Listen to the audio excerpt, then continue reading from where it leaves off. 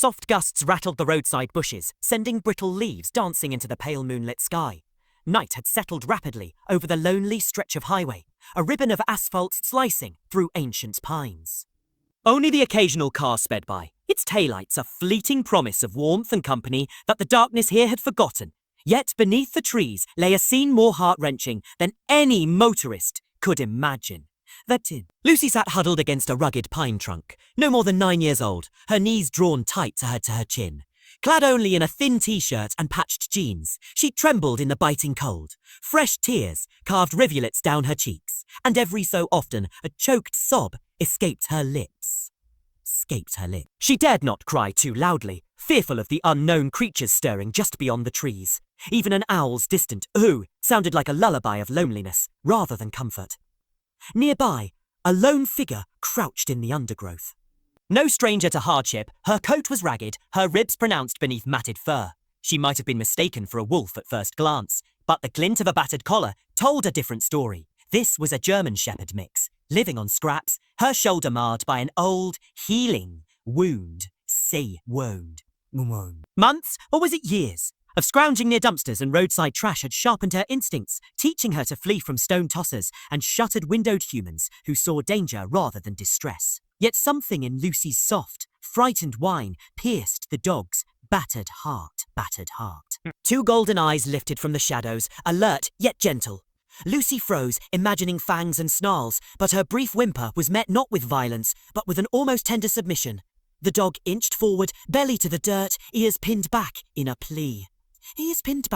When moonlight caught her form at last, every scar and protruding rib stood revealed, an honest testament to a life lived on the brink. That moment of silent recognition felt vast. Lucy's trembling hand hovered and then brushed the dog's cold nose. Shoo. The dog responded with the lightest lick, as though whispering, "We're both lost. Let's find warmth together." Her eyes shone with relief and confusion mingled. Here in the wilderness, two wounded souls had found one another.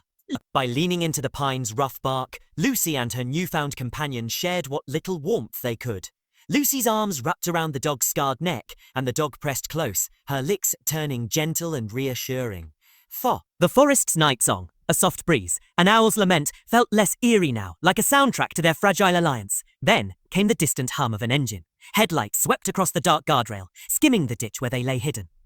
Lucy's heart thundered. The dog's ears pricked. Yet Lucy saw hope in those bright beams. She sprang up and waved, voice cracking. "Hey, help!" Gravel crunched as a pickup screeched to a halt. A man leaned out, the world's warmth in his eyes. "Hey, all right?" he called, his voice low over the engine's growl.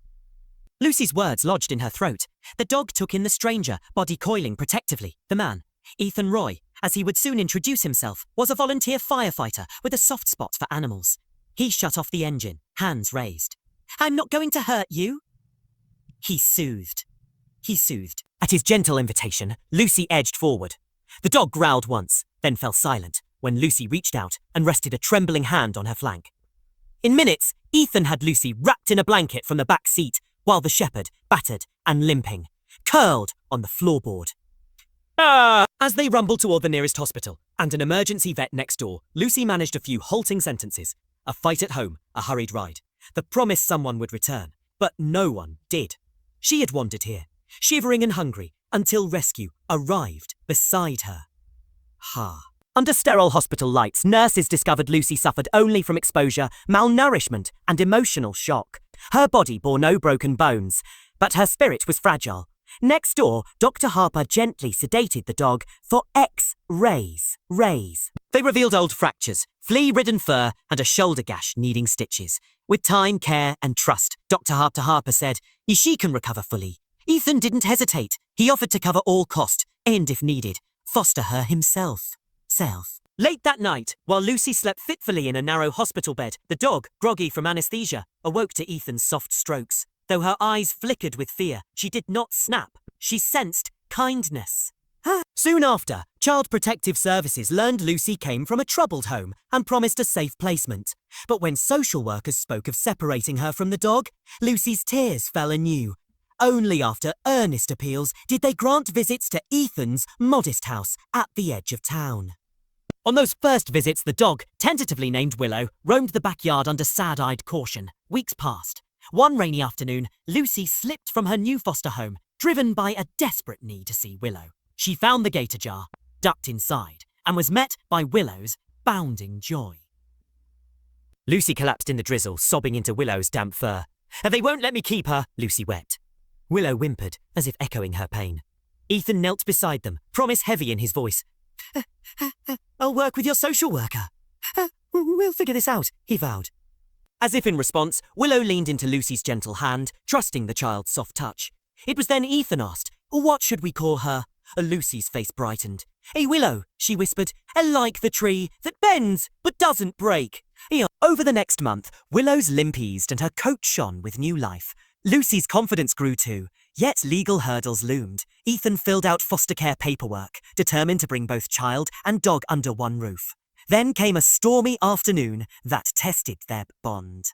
A slick black sedan roared to a halt, and a rough-looking man, Uncle Ray, strode into Ethan's yard.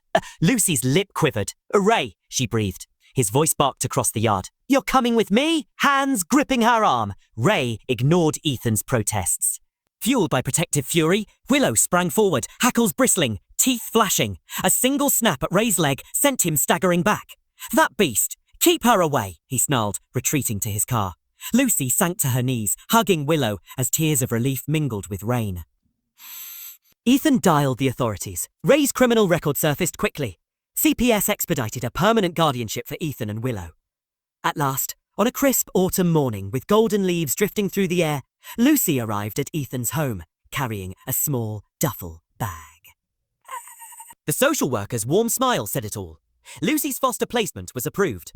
Lily-bright joy flooded her face as she ran into Ethan's arms, Willow barking excitedly at their feet.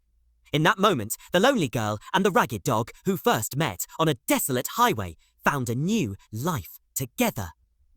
From a roadside of heartbreak, a miracle unfolded. Proof that even the most battered souls can find hope when compassion meets loyalty.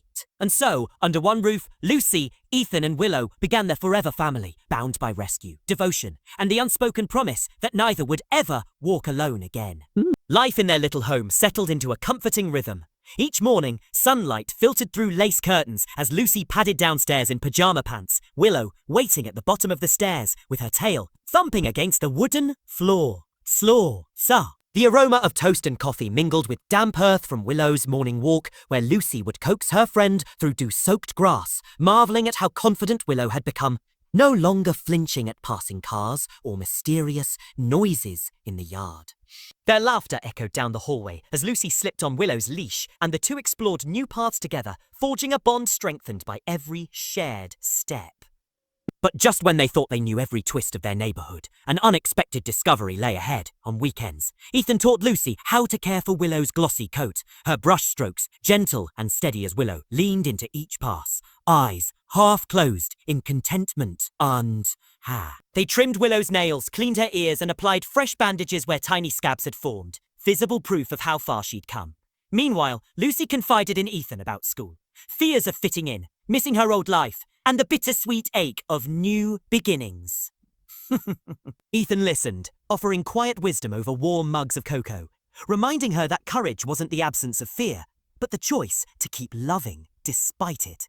The warmth in their living room grew even cozier when Willow nestled at their feet, a silent promise of loyalty that would carry them through any challenge. Yet beyond these walls lay questions about what tomorrow might bring. As autumn deepened, the trio ventured farther afield, to pumpkin patches, crunchy underfoot, to quiet streams where Willow splashed playfully, water droplets glittering like scattered gems. To library story times, where Lucy read aloud, Willow curled beneath her chair with attentive ears.